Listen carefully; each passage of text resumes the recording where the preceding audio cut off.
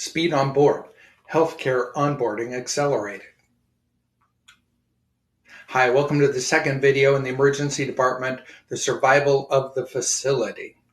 So what exactly is the survival of the facility?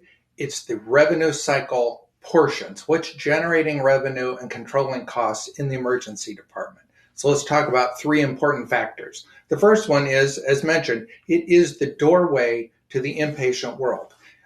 50%, more than 50% of the patients in some cases come through the emergency department in order to generate inpatient stays. So if you want to have a healthy population of inpatients, you need to have an attractive emergency department to generate those inpatient visits. The second thing is that the emergency department visits aren't inpatient visits. There's a difference. There's inpatient and outpatient. And the emergency department is billed through outpatient mechanisms. And the primary one for that is the E&M code. It's the Evaluation and Management Code. So if you're really sick, you can have a level 4 or 5. If you come in and you're not very sick, it could be an E&M code level 1, 2, or 3. So they're billed differently than the patients upstairs. And the third thing we should talk about is the specialist referrals. So the emergency department is a huge source of referrals out to the specialist community. Specialists would be cardiologists or orthopedics, for example. So if I went into the emergency department, I wasn't so sick, I thought I was having a heart attack, but I wasn't, they'd refer me to a cardiologist in the community.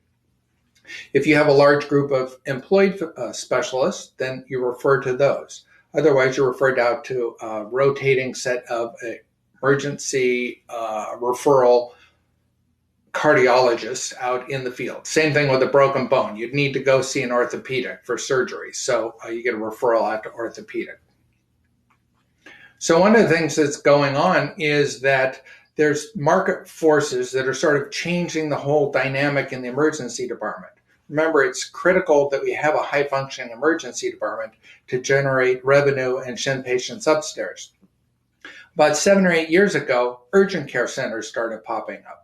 And that was to bleed off the less acute visits so that if somebody had a pink eye or needed stitches, just simple cut, but you knew it needed stitches, you could go to an urgent center and they would treat you there.